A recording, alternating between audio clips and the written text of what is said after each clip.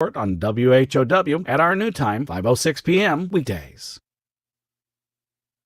Your friend in Central Illinois, WHOW. Top of the morning. Thanks for being with us. I'm your host today, Seth Lawrence. The WHOW Morning Show streams to Facebook and YouTube, brought to you by Peterson Insurance, your Pekin Insurance agent in Clinton. My guest in this segment of the morning show is Caitlin Mellendorf, having some issues with our phone system. We'll get connected with her here in just a moment. The WHOW Morning Show, again, streaming to Facebook and YouTube. We're live online all the time at DeWittDailyNews.com, and I think we've got Caitlin on the line this morning. Good morning, Caitlin. How are you? Good morning.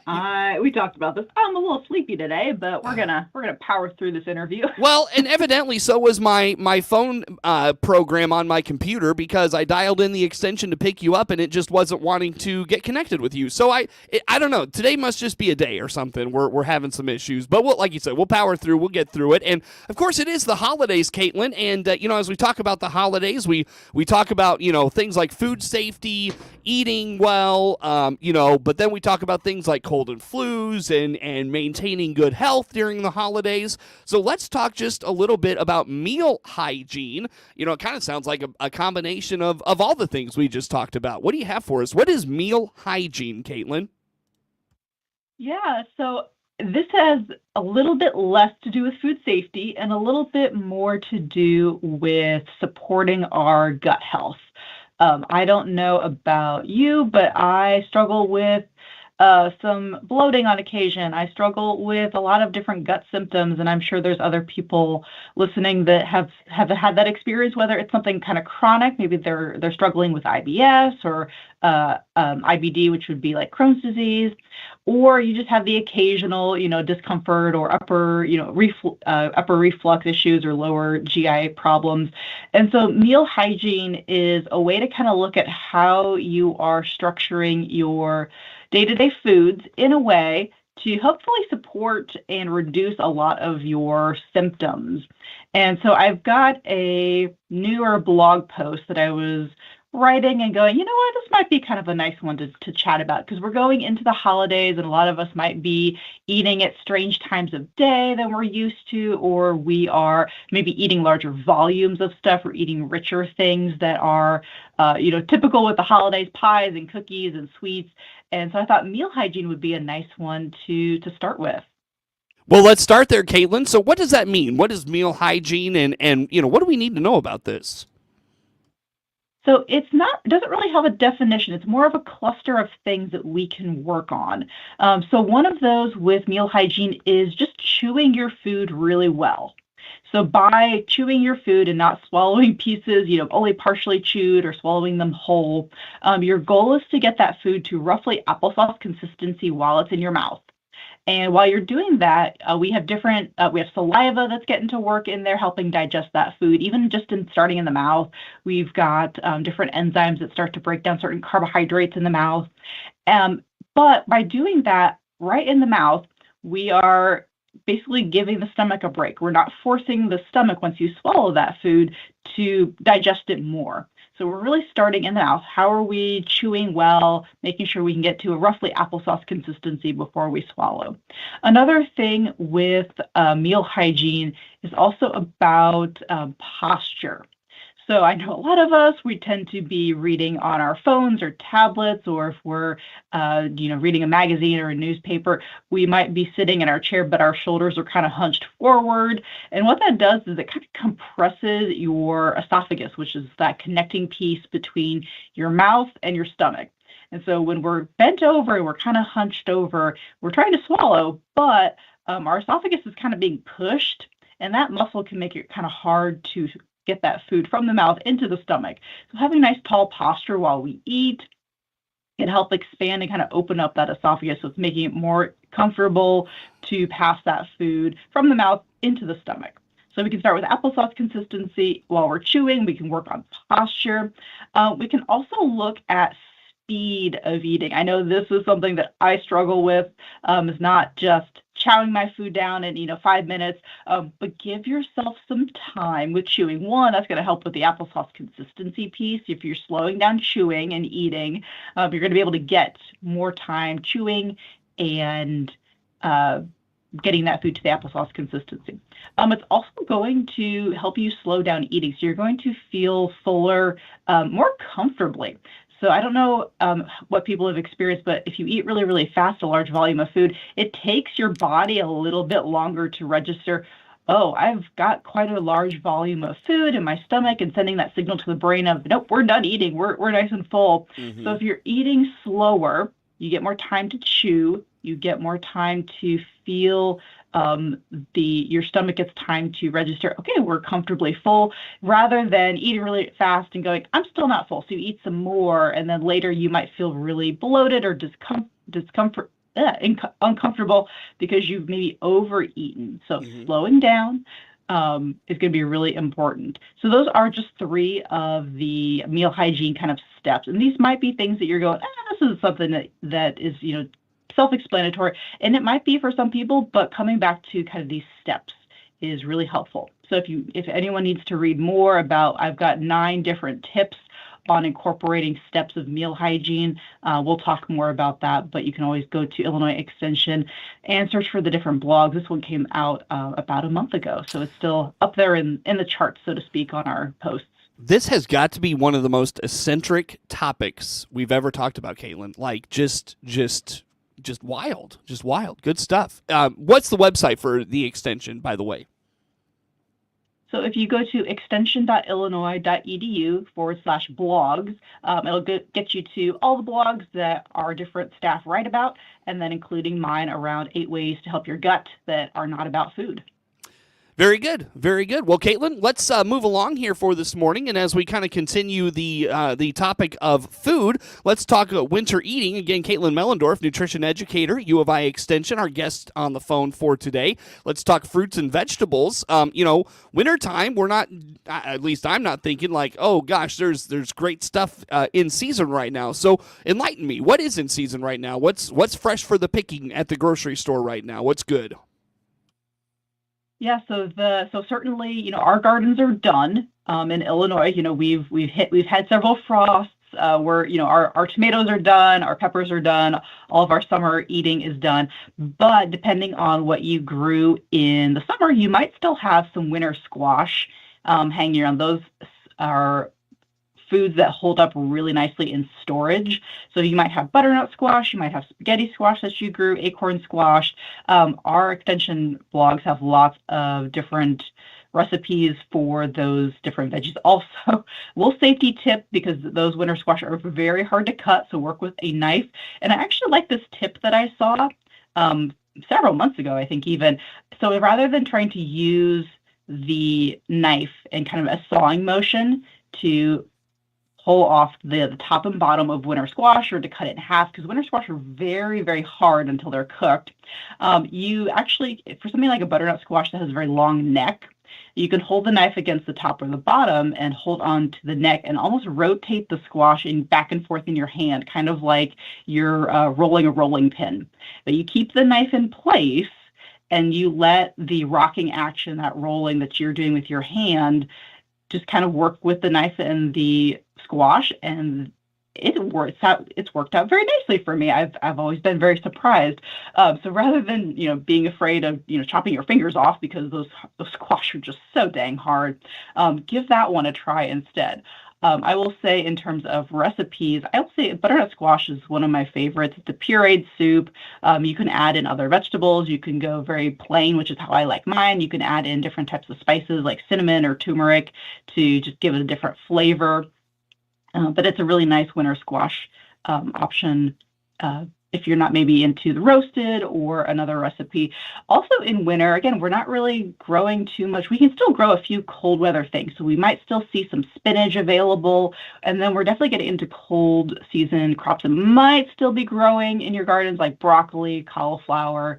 But a lot of it now, we're getting into imports, essentially. So not necessarily imports from overseas, although there are some, but we're also getting imports from warmer places, so Florida and California.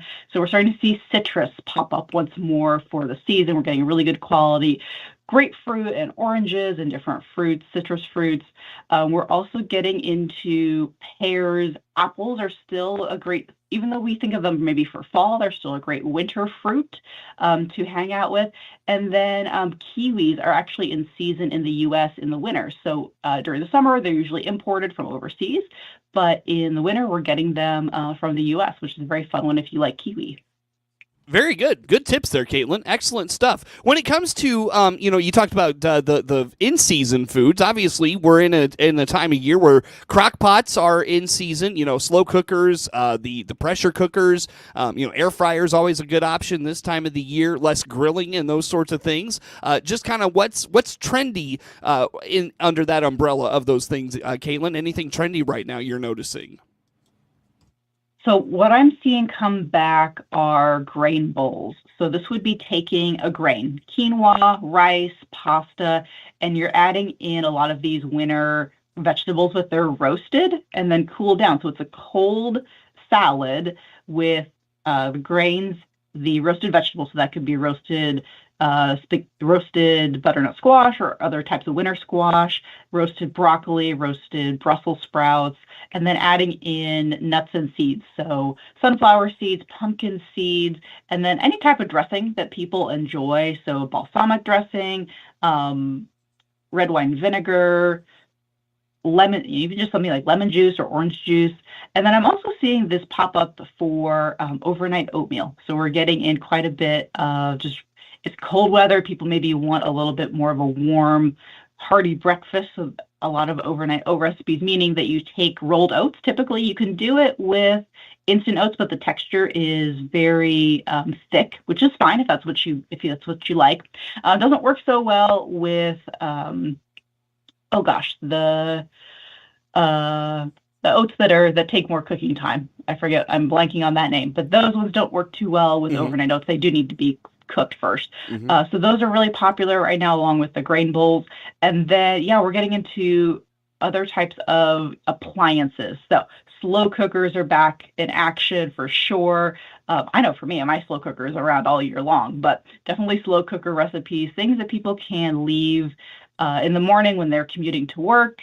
And then when they get home, they've got a nice pot of soup, or they've got, a roast that's really nice and tender, or they're putting in maybe a whole chicken so they can have almost like a rotisserie style chicken out of their slow cooker. So those are great things to incorporate, embrace the cold weather, enjoy the foods that we are fortunate to get roughly a nice 4-part season in Illinois. So I think it's great to be able to rotate cold foods into warm foods and just kind of match the season on almost like the opposite. So when it's cold outside, we want those nice warm foods.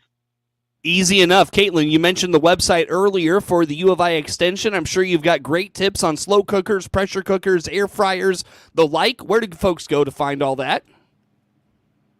So they can go to extension.illinois.edu, and we've got a whole section on the very top that says topics. And so you can pick different topics that you want to learn about, whether that is food related or other parts of extension that we cover.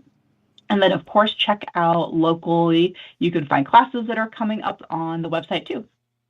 Caitlin Mellendorf, nutrition educator, U of I Extension, our guest on the phone. More to come with her on the WHOW Morning Show.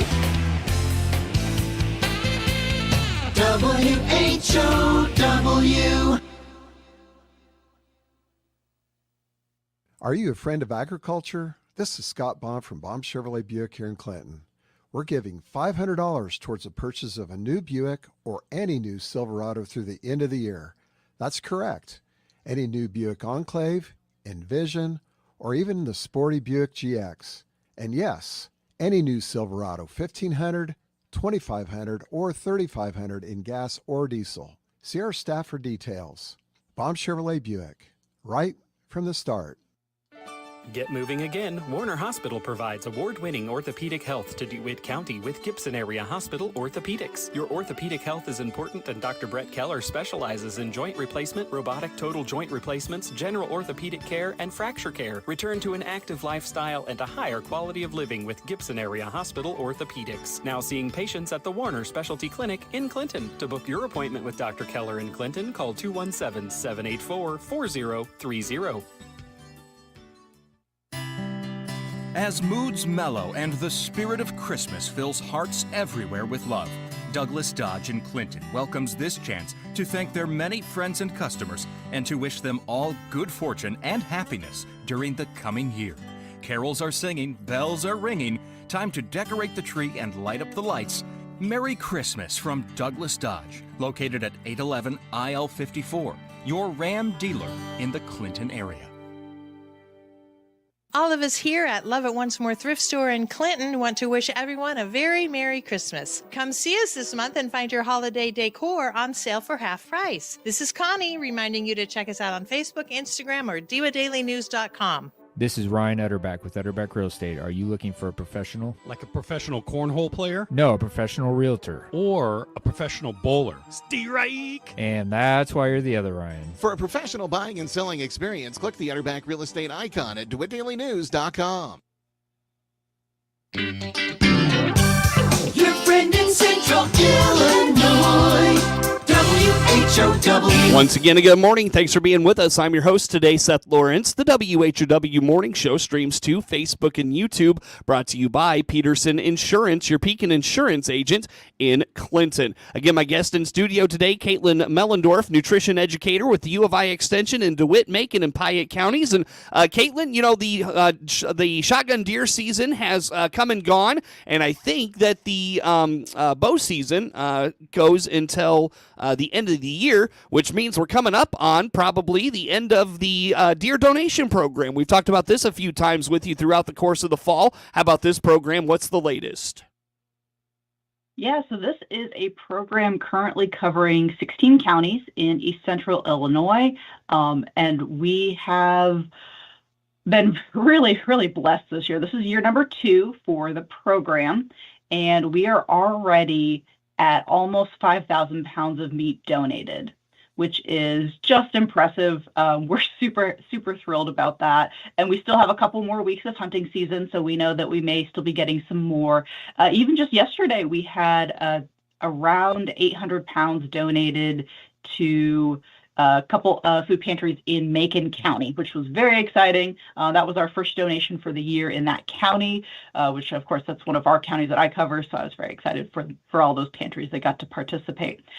So we've got more time. We still have processors that are partnering with us that are still accepting deer. So for any hunters that are still planning to go out for the rest of hunting season, or for, I know there's usually a late winter season for a couple of counties. And I believe a couple of those counties are in our 16 county area. So for folks that are going to go hunting, please feel free to donate. We've got a number of different meat processors that are partnering with us that you can take your whole deer to. We've got a whole FAQ piece on our website because we know we've got lots of questions about how the program works. Do I have to pay for it? How do I donate? If you're a food pantry, how do I participate as a food pantry? Are these things tax deductible with the donations? All these questions that we've been getting over the last couple of years of this program. And then follow us along on Facebook. We post pictures when we do drop-offs, and we've been doing just little reminders about the program to say, hey, have you read about this question that we frequently get asked? So we're very excited for that almost 5,000 pounds that's been donated around that 16 county territory. And we encourage everybody to still go out hunting. If you still have tags and you want to go hunting, please do that. Mm-hmm. Or if you want to donate monetarily to the program, we reimburse our meat processors $100 per deer that they process. And so that money goes directly to paying our processors. That does not go into program coordination or staff time. That goes directly to the processor. So you are supporting local businesses, which hopefully everybody enjoys supporting a local business. Very good. So good ways to give back there if you are a hunter or outdoorsman, for sure. Very good. So be a part of that. And again, Caitlin, if you don't mind, just one more time, the location for folks to get information on that program or to talk to someone about it. Yeah, so head over to go.illinois.edu/deer donation or search Illinois Deer Donation Program on Facebook and we'll pop right up. Easy enough. Again, that is Caitlin Mellendorf, nutrition educator with the U of I Extension in Logan Menard and Sangamon County, in DeWitt, Macon, and Piatt counties. I'll get the counties right one of these days, Caitlin. But at any rate, let's wrap it up here this morning, talking a little bit about all things cold and flus and supplements, vitamins, and even food and nutrition that can help us this holiday season, Caitlin, and this winter season, I should say, even beyond that. How about these things? It is cold and flu season. I know we've had staff around our office that have been sneezing and having colds, and so it is that season. So your immune system normally does a great job fighting off colds, even though it doesn't feel like it in the meantime while you're sick. And ways that nutrition can support your immune health is a lot of vitamins and minerals. Of course, we need adequate calories from proteins, fats, and carbohydrates, but most of our immune system incorporates different vitamins and minerals in the processes that help fight off infection. And so while you can certainly do supplemental forms, we encourage foods first in terms of getting vitamin A and vitamin C and different other minerals. So focus on foods first. So this is really just going back to a standard nutrition. You don't really need to do anything super special. Just focus on getting in fruits and vegetables, other plant foods like grains and beans and seeds, and adding in protein sources that you like. So that can be meat or fish or poultry or yogurt, and having a lot of that. You'll get in the zinc and the iron and the vitamins, the B vitamins, the fat soluble vitamins A, C, E, and A, D, E, and K. Got my letters there. But don't worry about too much of the letters. Focus on just getting good nutrition throughout the winter season. Mm-hmm. But in terms of supplements, adding a little bit of extra supplemental vitamin C, like in a tablet, can actually help reduce duration of a common cold. Sure. Well, Caitlin, I hate to do this to you. I have to wrap us up here and let you go. But one more time, the website for Extension. So visit us at extension.illinois.edu. Very good. Caitlin, always good to talk with you. Happy holidays, and we'll talk to you on the other side of the new year. Caitlin Mellendorf, nutrition educator, U of I Extension. Our guest, Network News is now. WHOW. SRN News, I'm Jeremy House in Washington. The House has authorized impeachment inquiry